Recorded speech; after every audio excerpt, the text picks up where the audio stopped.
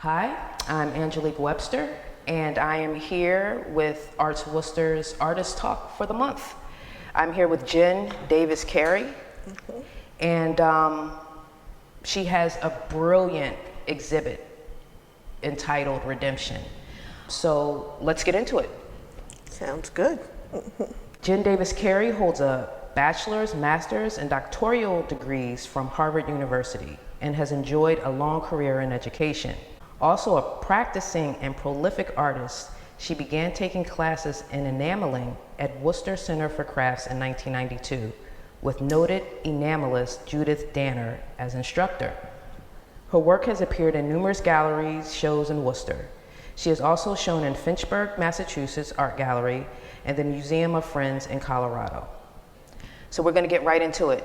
Jen, this exhibit was absolutely amazing. Oh, thank you. I know it was amazing for many people in different ways, but before we even get, to the emotional part, we want to find out, can you tell us about the exhibit? Tell us about the exhibit, first of all. Okay.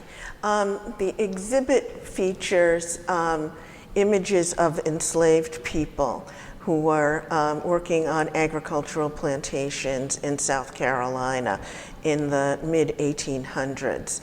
And during that time, there was a theory called race science, which suggested that you could categorize people and talk about their intelligence, their character, their physical attributes based on race. A proponent of this theory, he actually had a theory called polygenesis, which from his perspective, his theory was that there were different creations, that mankind did not come from a single creation, but that there were separate creations, and that blacks were a separate and inferior creation to whites. This was Professor Louis Agassiz, who was a professor at Harvard at the time, and the founder of their Museum of Comparative Zoology. So one of his projects was to prove his theory, and he, through an intermediary, commissioned Joseph Zeeley, who was a photographer working in South Carolina at the time, to take photographs of enslaved black people who were born in Africa or their children who were born in the United States. These photographs, these daguerreotypes, that was the type of photography that was used at the time, a very early type of image making, were found in 1976 in an old desk during some work that was being done at the museum at Harvard. They immediately provoked controversy for a number of reasons. One, it was the images, the original images are shocking.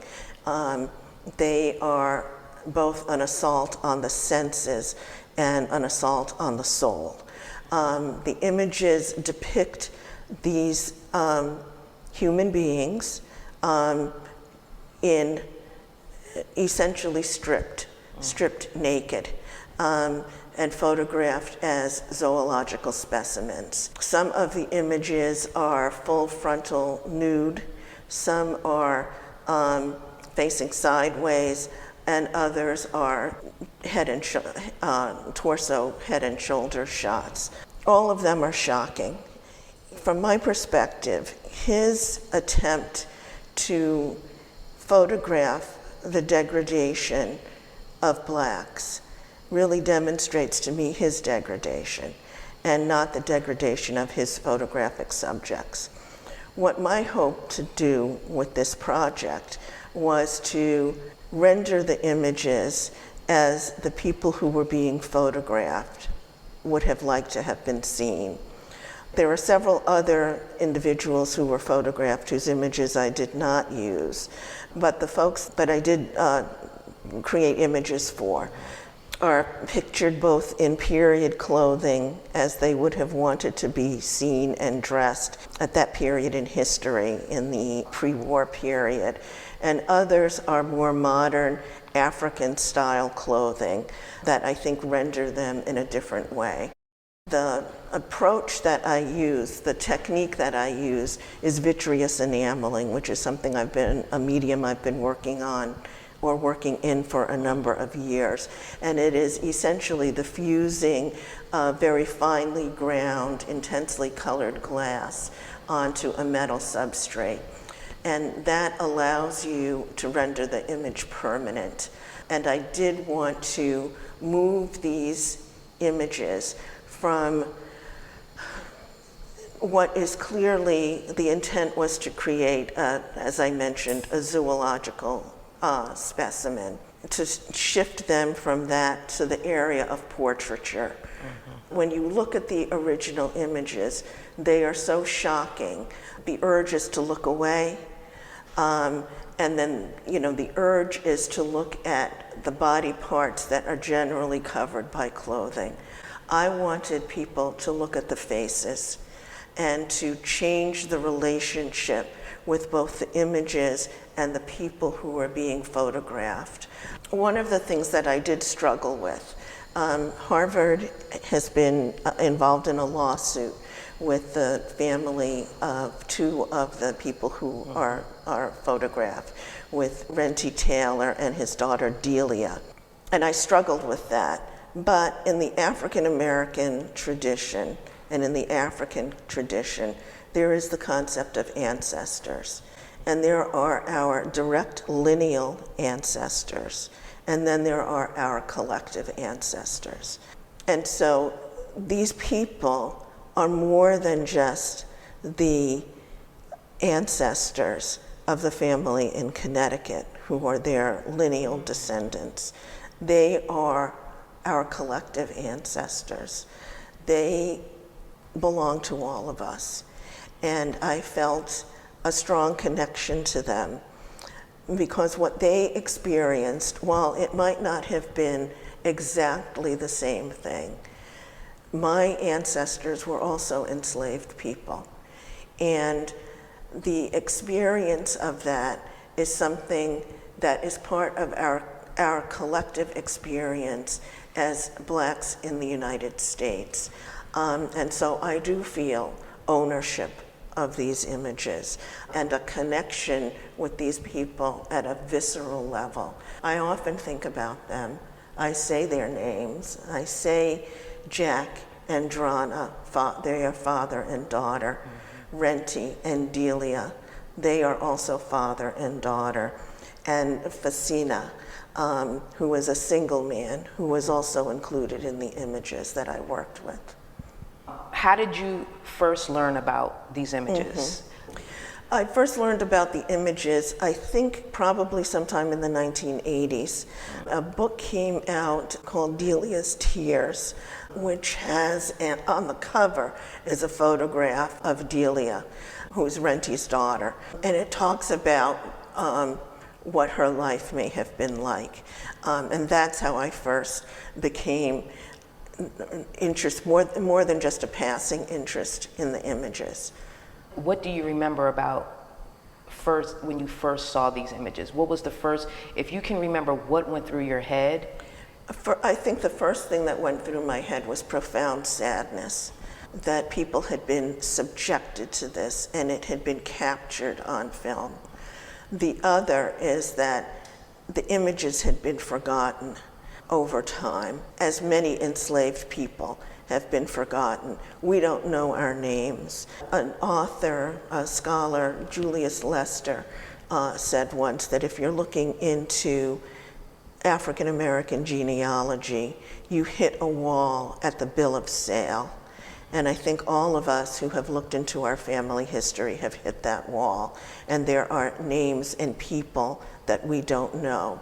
And so we have an affinity when we see someone, whether that person is our direct ancestor or not, who has a name attached to them. And that, I think, becomes a powerful experience. And then it was anger. It was anger at the arrogance, at the hubris that someone would dare to do this, would dare to venture on this project, and that someone had to use a phrase from a former colleague, David Evans, the level of, as he would call it, possum and coon style racism that would allow them to venture on this type of project. I also read some of Agassiz's own writing, and his words serve as an indictment of both him and his theory and those who ascribe to that type of thinking and who can deny people their humanity at that level. But these are the kinds of things that Agassiz wrote. He says, "It was in Philadelphia that I found myself in prolonged contact with Negroes.